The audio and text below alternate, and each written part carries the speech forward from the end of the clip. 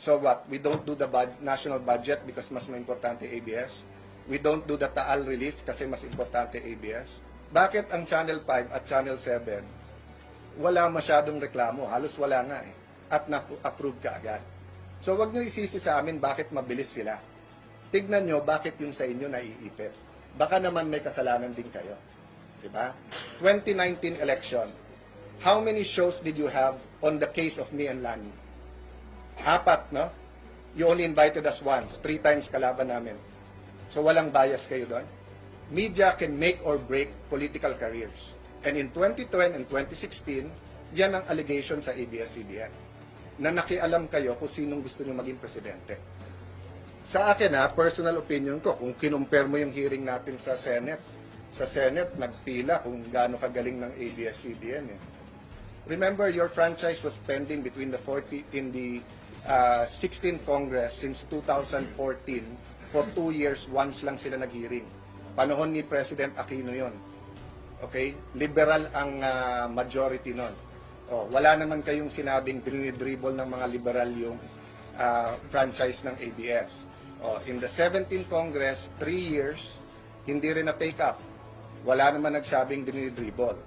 So ngayon, sinasabi, just because kaming dalawa ni Chico ay mahilig mag-basketball, dinidribble namin.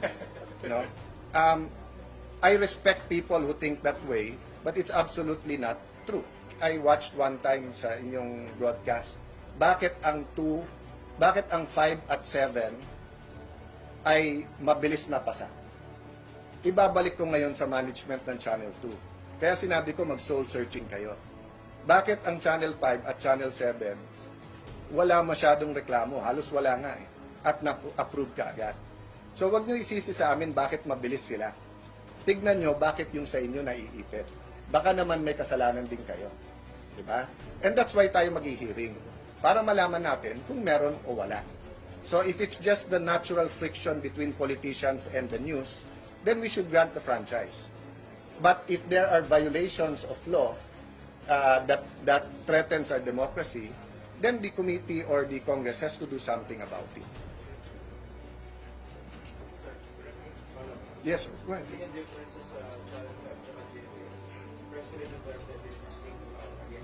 Yes, why didn't he speak out? Why didn't he speak out against them? Because he didn't think they were biased. No, it's not one person, Christian.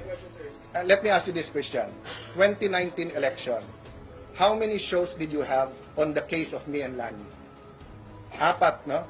You only invited us once. 3 times kalaban namin. So walang bias kayo doon? Si Swansing, mag-asawa, congressman from 2 districts, you didn't have a hearing about them.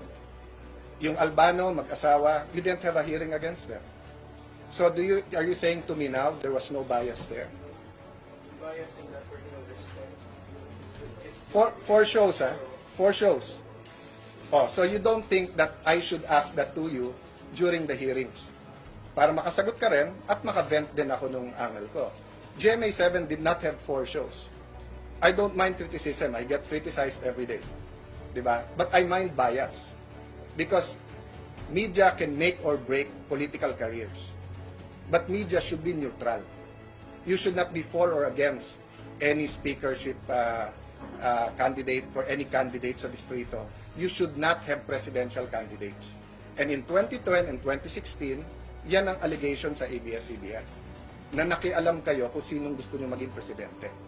Well, ako, regarding Attorney Gadon's petition, I've appealed to the anti-ABS na if you think ABS was unfair at certain points in history, let's not be unfair to them now.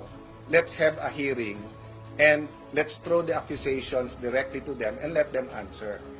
So it makes no sense that if you're accusing someone of being unfair, then you be unfair to them. Diba? So, sa akin, pinakiusap ko sa ating kababayan, please don't stop us from doing our job. But it's his right. He's a lawyer, he's a citizen of this country. He didn't take my advice. Gusto niyang masara kaagad ang ABS. But until the Supreme Court tells us that we should stop, and I don't think they will, because it's our it's part of our congressional responsibilities and duties and constitutional mandate to look into and grant franchises, no? So, siyempre, pag sinabi ng Supreme Court na bawal yung ginawa ng Congress, ibang usapan yon. But until that point in time, Attorney Gadon has one opinion of in 110 million Filipinos, and we don't share his opinion. Anong suggestion ko, interviewin niyo sila in the next few days. Kasi siyempre, iba yung context na dito sila tinatanong, kapaligid sa kanilang Kongreso. So they might feel that there's an infringement. But I read the NTC letter, especially the answer of Secretary Guevara, very clear. An applicant who has previously granted the franchise by Congress could be considered a qualified applicant within the purview of the MC and could accordingly be issued a provisional authority to operate, subject to Congress' eventual disposition of the franchise renewal bill. Conclusion.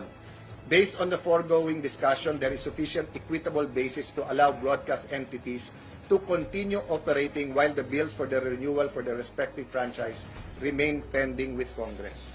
That's why nga, to allay any fears, if it is an attack on ABS-CBN or on the franchise, what the committee will do is simply deny, sarado ang ABS-CBN. Diba? We will not go through all this effort and these news cycles just so that isara. No.